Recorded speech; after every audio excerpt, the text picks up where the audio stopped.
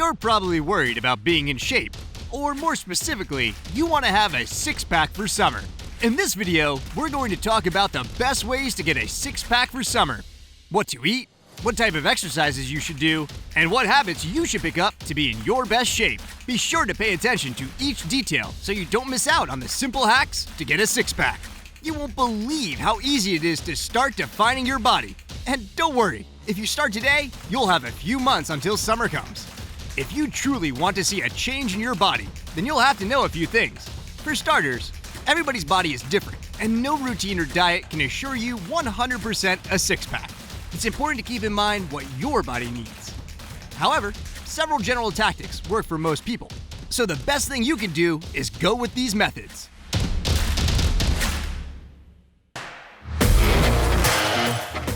What you eat is probably the most important part of getting a six-pack, so be sure to pay attention to this part of the video. Getting a six-pack depends 80% on diet and only 20% dependent on exercise. It's not just about eating healthy foods.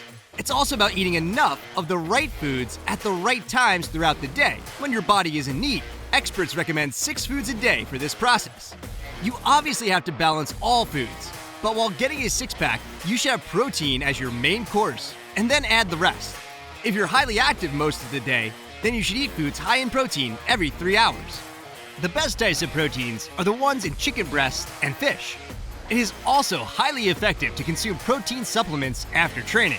Besides, it will help you build muscle and burn calories. Out of all the nutrients you can ingest, protein has the most notable thermogenic effect on the body.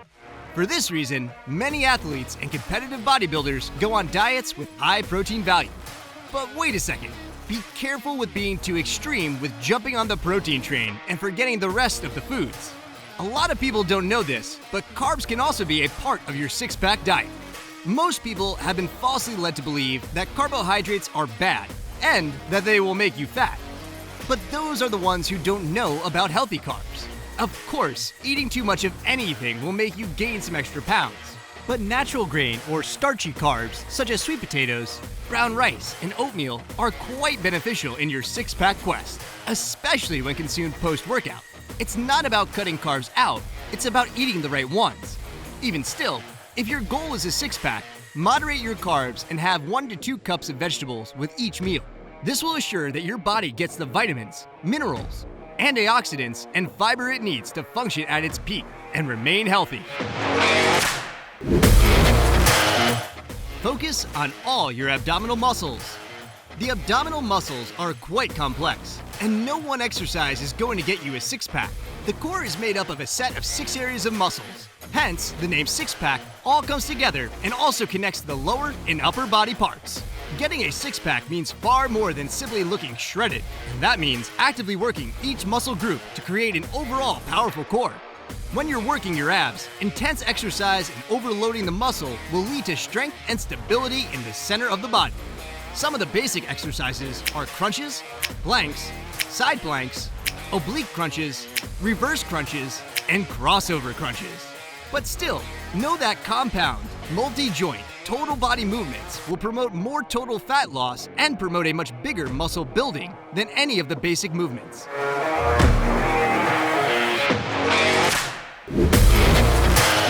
Every single exercise must have abs in it. For people who train a different muscle, like legs or arm day, it's recommended to throw in some ab exercises in between working sets.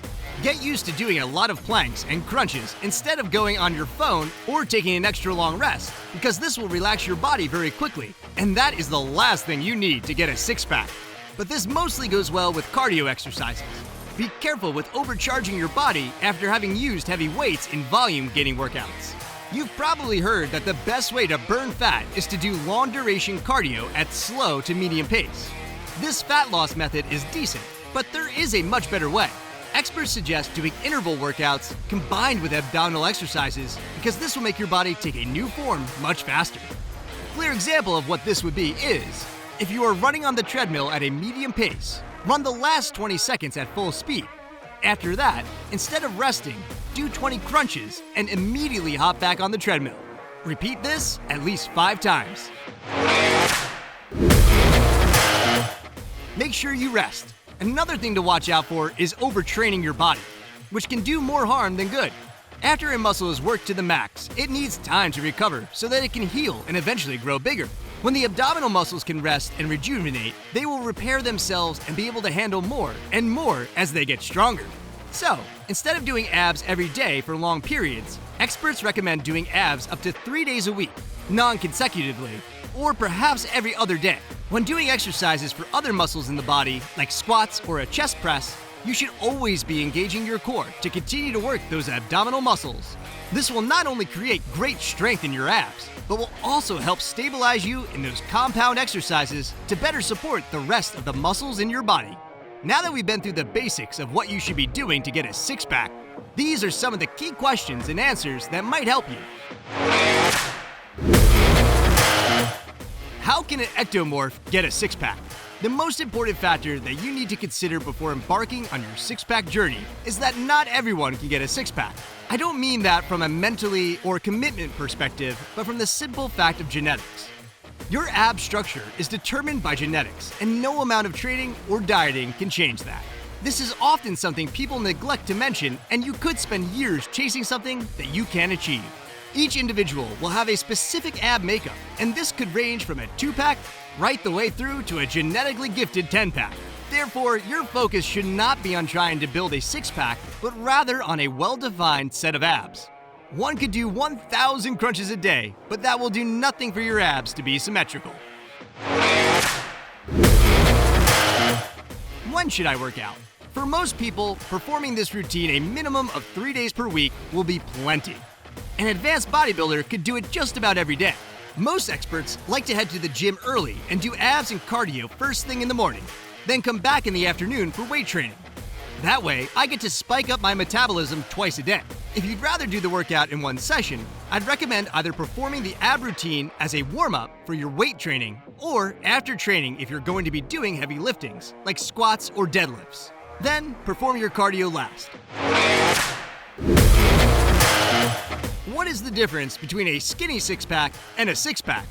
The importance of developing a full abdominal section is seen most in those who possess what is commonly referred to as a skinny pack. Some people are naturally thin and as such possess a low body fat percentage despite doing no exercise because their metabolism was just made that way. The result is there is no fat over the rectus abdominis, and you can visualize each member of the six-pack.